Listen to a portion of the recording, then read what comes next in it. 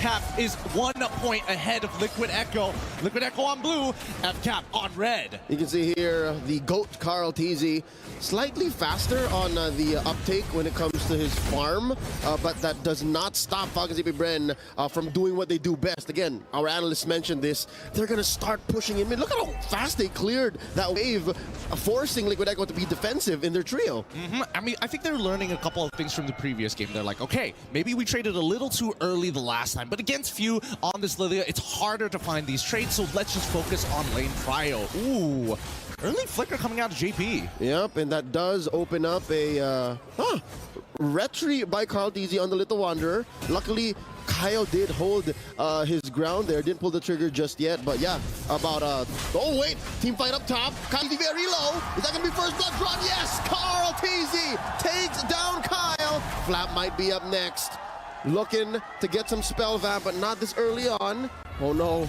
Liquid Echo not going to let go. They're going to take away the small camp too.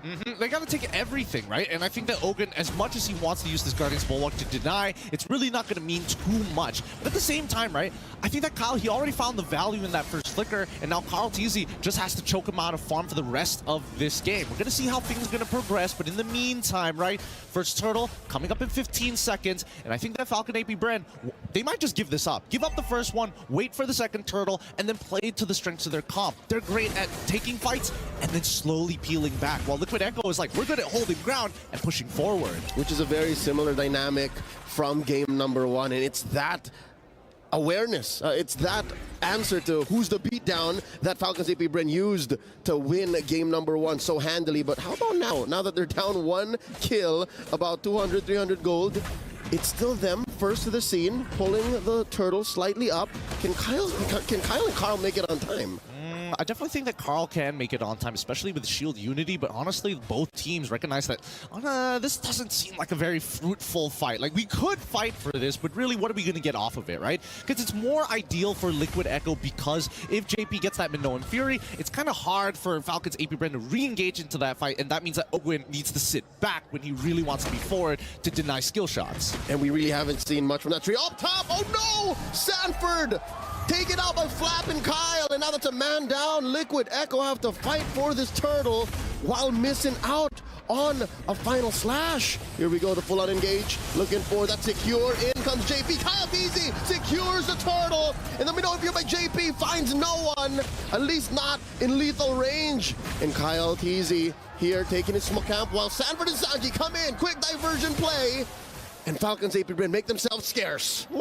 I mean, it's 1-1 so far. Everybody's trying to make sure that they aren't dying to silly little things, right? They're just trying to make sure that if they are going to get a lead, sure, don't let them extend it. Keep them at bay. Again, this is real MLBB now. So there are no such thing as nothing fights. Nothing comes for free, and everything happens for a purpose. Super Marco throwing out the SOD up top. Could this be round 2? Sanford vengeancing from one to another. Still a replay from about a minute ago. Flap and Kyle take him out again. I mean, they've been doing this time and time again, and I'm curious to see, is this because of, you know, the mechanics? They're trying to punish, like, if you want to show off your mechanics, sure, let's see how much you can test it against us as a more consistent comp, and honestly, an easier comp to pull off from the side of FALCONS APBREN. I think that Liquid Echo really need to start thinking where they need to find these resources. So far, there is a huge lead for Flap TZ over Sanford, and a slight lead for Benny Cutie over Super Marco. That's Corrosion Scythe and change on Benny Cutie's carry already. 40 seconds until the next Lord is spawned, and I think we've yet to see the full breadth of what Sanji can do with that diversion.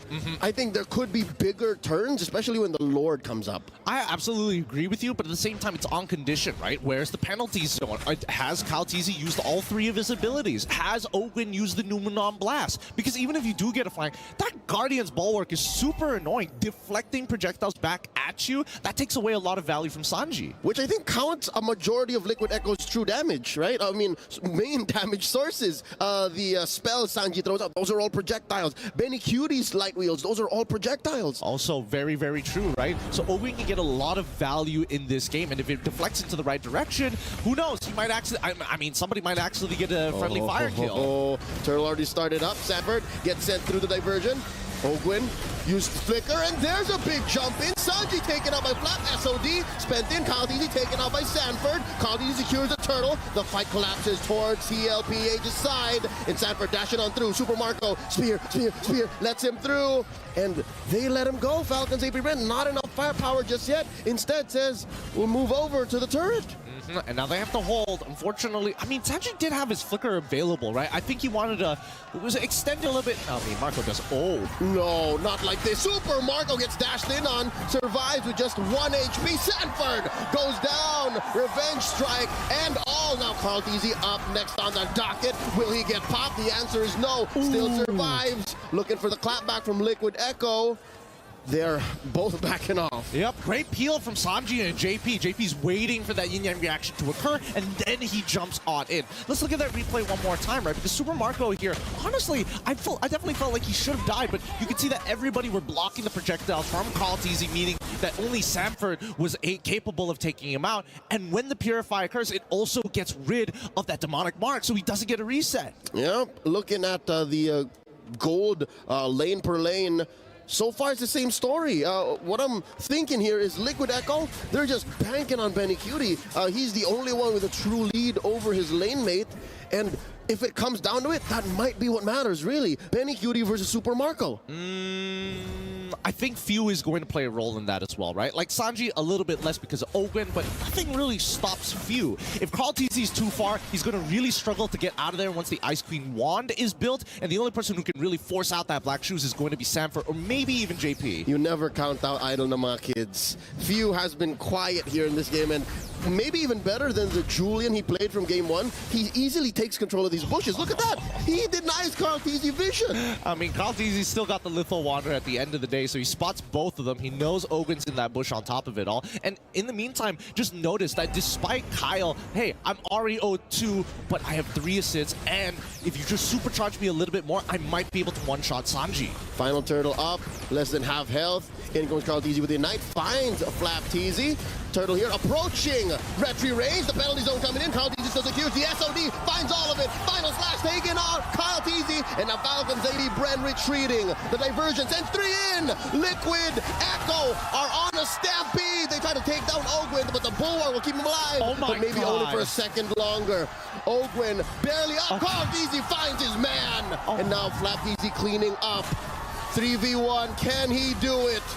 He doesn't have the abilities. He's eventually going to fall unless he gets a trade back. Oh! Oh! He gets at least one before he goes down! But Kaltizi ends it anyways. Now here comes Flap pushing all that remains from Liquid Echo out of their jungle. Let's see how that all went for TLPH's way. I mean, look at this. They clumped up too close together, and I think that JP, after he does the initial jump in, he needs to get back out. The execution is really, it stacks up the more damage you take, so make sure that when you get tagged by it, just minimize your trade. Just back up. Take one step back. Not to mention the spell vamp from all of those targets. So he got maybe a little bit more HP that allowed for him for one more strike to get that kill regardless. 5-5, 24K to 23.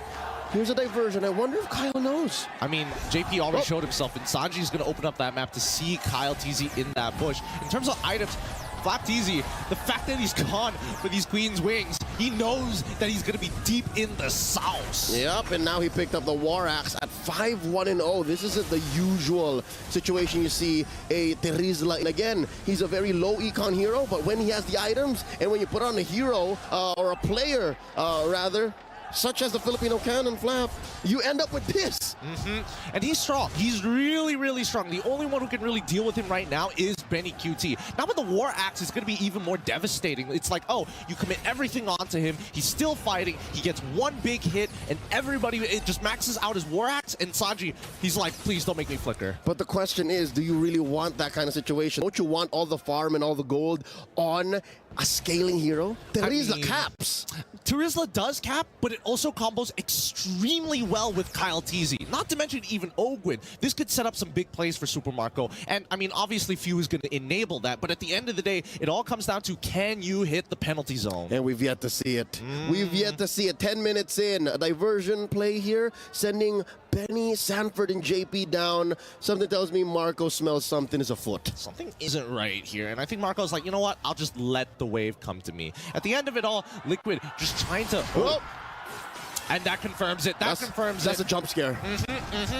It's a horror game, but that means on the opposite side of the map, Falcons APBREN are going to push TLPH out of position. Yep. One thing you know about a diversion is you can send people out, but you can't send them back. So that means the trio from TLPH had to walk the long way, which allowed for Falcons APBREN a moment of aggression, but now we reset. Super Marco maintaining his placement down there in the bottom, pushing out that wave. All this while, Kyle Deasy was managing top. Yeah, but I think, you know, now the side lanes are starting to even out. Well, maybe not for Sanford here, but everybody else starting to find their own footing. Small, very small leads. Oh, the fight begins. Could this be the turn? Flapteasy taken out. No answers except for Minnow and Fury, forcing JP to flicker back out. Oh, no. That was the Numenon Blast first pulled. The JP held his trigger there. Yeah. I'm actually surprised that Flapteasy died so quickly. It just goes to show that Benny is he's complete. He's done with the Trinity build. Doesn't matter what else Flapteasy builds. He's just going to die even faster. Put more health on you, good sir. That was, what, 2 seconds all it took to take off Flap. So this is what I was saying. Like, do you really want to know Tarizla? Because at the end of the day, at best case scenario, he's a penalty zone machine. And I think that's all you need, right? Every extra second from Flapteasy that can buy for the rest of the team means another stack for Few. Another opportunity for Super Marco to double up on that golden staff stacks as well. All in all, right, it's whether you can set the fight up. And I think right now, Liquid Echo is making it hard. Yep, they're not allowing Falcons APBREN to get any solid footing. They start up the Lord Dance, pulling it out, wailing away very casually. As 3 members of Falcons APBREN push through, Flap holding that river, while Kyle Deasy just casually farms. Wow, look at this! Nice wave setup down bottom by Marco. Yep, I mean, Marco, he's not being part of any of these fights technically with the SOD. He's got a global teleportation system on the... I mean, there's so much CC on Falcons APBREN. It's pretty hard to miss the SOD as long as you're communicating. Yep, and you hoarding them off into a full corridor. Oh, there's a final slash! Few with the black shoes already. Kyle Deasy spotting Marco here. Put out a third of his health. Benny Cutie dashing forward. Flapteasy gets the vengeance, gets the vengeance. Numenon blast into a big BB boy. They answer back with a Minoan Fury. No dice. Both teams back out. See, this is what I was telling you. Falcons APBREN, yes, they can take space, but they can also give up space and kite backwards really nicely, as long as you chain your abilities well. Kyle is throwing down the chains. Hey, you can't walk forward. Numenon blast comes out in time, so that, unfortunately for Benny QT, who is very short range, must take a full step back, if not dash backwards. Something tells me this comes down to not just the damage dealers. We keep talking about Few, Sanji, Benny, Marco. Hey, maybe it comes down to the roamers too. You want to have a big Numenon Blast to set up, a big Minoan Fury to reply with, and then maybe that's why Liquid Echo is so good at controlling this now, is because they have the easier to pull off CC in their XP laner, the final slash. I mean, there is some extra layers to it, right? Because Liquid Echo, because they have consistent ways to engage, those are the main two. They're looking at JP as well as Sanford. They're not too bothered by Kyle Deasy because they know they can peel one guy off, but Sanford is a different story. These are both immovable objects. That's what's happening here. No unstoppable forces just yet. Sanford sent over into that small brush. Few knows that he's there, and all this while, look at this. Marco just continuing to work on that wave. I mean, they already pulled that trick up with the mid tier 1. I think they can't afford to keep sending Benny Cutie down to clear that wave. Look, they just gave up. They just let it happen. Exactly, and this is what we call tempo, right? Falcons APBREN, they know that they've got the drop on Liquid Echo. They know they can hold their position and give it up at the same time. So when Super Marco gets these small pushes and they pull backwards, reset the Lord, do it all over again, and Liquid Echo is like, no, we have to respond. We need to take the space. Oh, Lord is at the point of no return. Oh, they do go for the reset, and they try to melt down Few, but it's not going to happen. In comes JP, the final slash. He gets caught. There's a dash by Kyle Deasy, bursting them down. Sanford falls. The Minoan Fury has been used. The Numenon Blast pulled out. The diversion used to retreat, but it's not going to happen. FCAP walk away with a pickoff, and they continue to push in.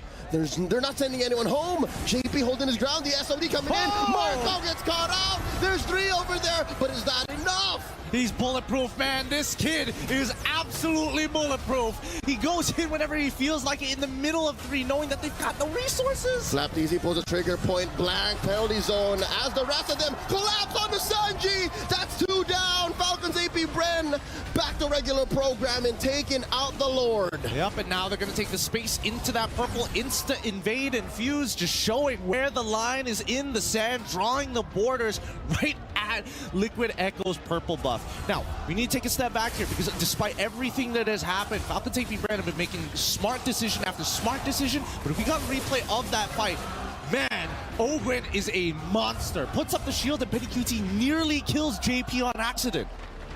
Man, we talked about how it might be between these roamers. APBREN has eyes behind his back. He set everything up so that Falcons APBREN can walk away with, again, the correct small victories that allow for that huge turn. If we were counting out as a Lord Dance, I'd say that lasted a good 3 or 4 minutes. Honestly, I would say even more because of how many waves had to spawn each and every time, right? We saw like, what, 6 waves? So yeah, you're definitely on the correct estimate here with the Lord already knocking on their doors. I think Falcons APBREN, they want at least, at a minimum, 2 inhibitors. Oh no, the cavalry taken out of their breath. We're currently in the skies because the map has been turned red. Falcons APBREN are soaring through, managing to get a 3-wave sink. This bottom lane inhibitor is going to get taken out. Up next on the docket, top lane, mid might be up next as well. Where did this 6K gold lead come from? Falcons APBREN are threatening to expose the base. And they get it. They get everything and a little bit more. All 3 inhibitors are down. The best situation for Falcons APBREN. I think the major issue here is that Liquid Echo, they don't have a means to disengage from these types of fights. When they've committed all their resources, then it's gone, right? There's nothing else. You can't pull back. The simplest form of this were the multiple diversion play attempts. They would send 2 or 3 out across the map, and when it doesn't work out, all right, we'll spend the next 10-15 seconds walking back to where the dance began anyways. So we'll see if there's anything up left in the sleeves of Liquid Echo, because they need to pull that out a minute from now. And again, maybe you could say this is a different angle, but it's mirrored. It's literally mirrored. They're just moving down to the lower quarter, and it's likely Falcons APBREN could pull the same trick. I think they're probably going to pull the same trick, if we're being perfectly honest. And I mean, based off of the items as well, I don't think it's going to be necessarily enough, because half the time they're just sustaining through. Worst comes to worst, when you think you're about to make the super play, then of course the man with literally super in his name shows up and knocks you back. All right, and in that last moment where he SOD'd into 3, you made me a believer. I mean, I was a believer from day one. He is indeed bulletproof, but how? Well, you know what makes him bulletproof isn't even really his own skills. It's the rest of his teammates. Like, they allowed for him to do that. They're probably screaming at him, they've got nothing, and he's like, okay, I'm going. And again, 1 and 0 and 1. That definitely was a punishable play, but the rest of Falcons APBREN made sure Marco would not fall. Now the Lord has spawned Carl DZ and JP in the proximity. Again, Liquid Echo don't need to panic. They have the cross-map play. Sanji here holding a far bush. And the rest of Falcons APBREN looking to, again, put up a barrier. It's a huge box they're playing with. Marco wailing away at the Lord. They're going to help to go. Carl DZ with the steal! Carl DZ with the steal! The Numenor Blast keeps him in place. They are going to punish him. He's still alive, rolling out. His immortality is still intact. Down goes Sanji. The Minoan Fury spent in. Few from the side lanes here. JP taken out. Oh, here we go. Winter Crown spent. Few gets taken up by Marco. Benny traded out 2. And they're still going. They're still going. 2 left for Liquid Echo to defend. And they're counting bodies. Down goes Kaltizi. His immortality popped. it's possible. They could look the others. Sanford down. It's a wipeout. Falcons APBREN at match point.